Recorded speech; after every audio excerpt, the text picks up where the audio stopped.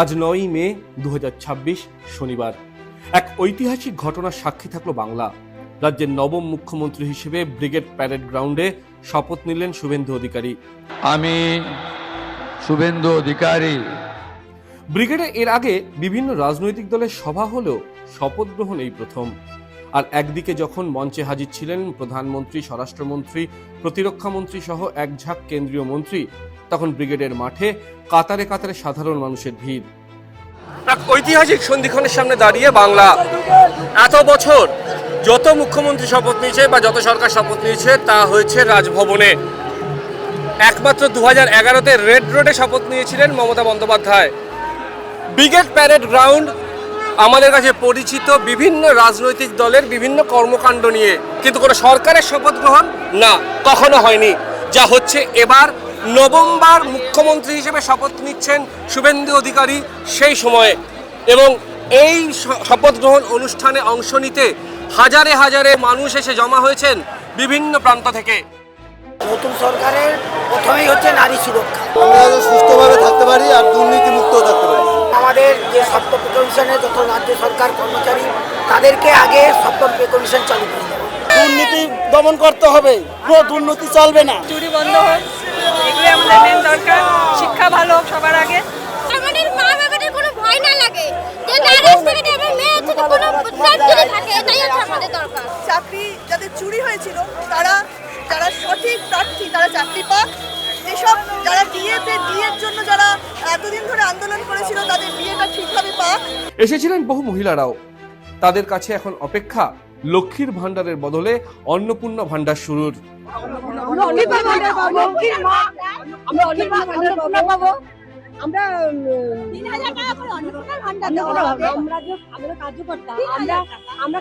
আমরা প্রত্যেকটা মহিলাকে ঘরে ঘরে গিয়ে অন্নপূর্ণা ভান্ডার সুবিধা পৌঁছে দেবো।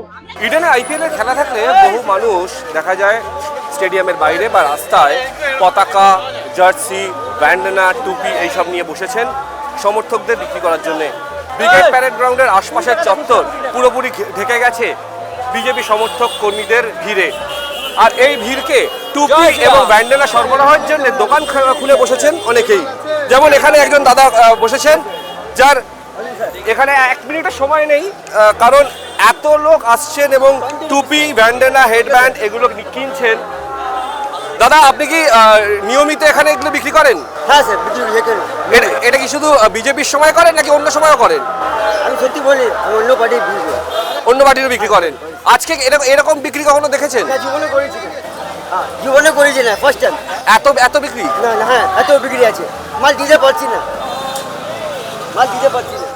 বিজেপি বাংলা সংস্কৃতির বিরোধীদের এই প্রচার মিথ্যে প্রমাণ করতে শপথের মাঠে ছিল বাংলার লোকশিল্পের বিভিন্ন মঞ্চ, যেখানে সাঁওতালি, বাউল থেকে সুন্দরবনের বনবিবি পালাও জায়গা পেয়েছিল। তবে এদিন সব থেকে নজর কাড়ে বাংলার বিভিন্ন মনীষীদের ছবি। রবীন্দ্রনাথ, রামমোহন রায়, বিদ্যাসাগর থেকে বিশাল কাট আউটে জায়গা পেয়েছিলেন নেতাজি, বিবেকানন্দ, বাঘাযতীন, রাসমণিরা। আমরা চেয়েছিলাম যে বাংলাদেশের মতন অবস্থা এখানে না হোক, তো ওনারা সবসময় বুকের ভিতরে আছেন, থাকবেন, আমি চেয়েছিলাম এটাই হোক। আমাদের মনে এনারা সবসময় জীবিত আছেন এবং আছেন আমাদের, মানে এনারা আমাদের ভগবানের মতো। বাংলার মুখ্যমন্ত্রী শপথ নেবেন আর মিষ্টি থাকবে না হয় কি করে? এদিন ব্রিগেডে ছিল মিষ্টির দোকান, আর দোকানে হরেক রকম পদ্ম সন্দেশ বা গেরুয়া রসগোল্লা কেনার ভিড় ছিল উপচে পড়া। যেহেতু বিজেপি সরকারে এসছে, বিজেপির রং গেরুয়া, তাই বিজেপির যে লোগো, বিজেপির যে সিম্বল, প্রতীক, সেই প্রতীক হচ্ছে পদ্মফুল। সেই প্রতীক পদ্মফুলের সন্দেশ আমরা তৈরি করেছি, গেরুয়া রসগোল্লা করেছি। যে রসগোল্লার চাহিদা অত্যন্ত আমাদের কাছে লাস্ট এইটুকুই পড়ে রয়েছে। মানুষজন এত আগ্রহী আমাদের এই গেরুয়া রসগোল্লা এবং গেরুয়া সন্দেশ, শঙ্খপদ্ম, শঙ্খ এগুলো নিতে, আমরা কিন্তু অভিভূত পশ্চিমবাংলার মানুষের কাছে। নতুন সরকারের কাছে একরাশ আশা নিয়ে দার্জিলিং থেকে যেমন মানুষ ছুটে এসেছিলেন, তেমনই ছিলেন শিখ সম্প্রদায়ের বহু মানুষও। आम आदमी के लिए सरकार को काम करना चाहिए और सबको मिलजुल के एक साथ काम करना चाहिए। গাড়ি চড়ে নয়, একেবারে পায়ে হেঁটে সাধারণের ভিড় ঠেলে এদিন শপথ মঞ্চের দিকে যেতে দেখা গেল মুখ্যমন্ত্রী শুভেন্দু অধিকারী, শ্রমিক ভট্টাচার্য থেকে সজল ঘোষদের। এমনকি রাজ্যপাল RN রবিও পথে নামলেন সব প্রটোকল ভেঙে। শপথ অনুষ্ঠানে প্রধানমন্ত্রী, স্বরাষ্ট্রমন্ত্রী সহ এক ঝাঁক কেন্দ্রীয় মন্ত্রী থাকায় এদিন নিরাপত্তা ব্যবস্থা ছিল চোখে পড়ার মতো। পুলিশ, কেন্দ্রীয় বাহিনী, এনএসজির এক নিরাপত্তা বলয় তৈরি করা হয়েছিল ব্রিগেড চত্বরে। অন্যদিকে আজ এক নতুন 56-র ইতিহাস তৈরি হলো পশ্চিমবঙ্গের রাজনীতিতে।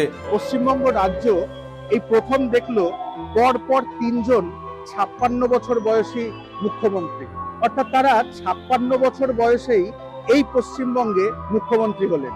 কিরকম? মমতা বন্দ্যোপাধ্যায় 2011 সালে তিনি যখন মুখ্যমন্ত্রী হিসেবে শপথ গ্রহণ করেন তার বয়স ছিল 56। 2001 সাল বুদ্ধদেব ভট্টাচার্য তিনি যখন মুখ্যমন্ত্রী হিসেবে শপথ গ্রহণ করেন তার বয়স ছিল 56। আর আজ শুভেন্দু অধিকারী যখন শপথ গ্রহণ করলেন তার বয়সও 55 বছর 5 মাস, ধরে নেওয়া যায় প্রায় 56। অর্থাৎ মুখ্যমন্ত্রীর সিটে 56 বয়সের হ্যাট্রিক হলো। ফলো করুন বর্তমান।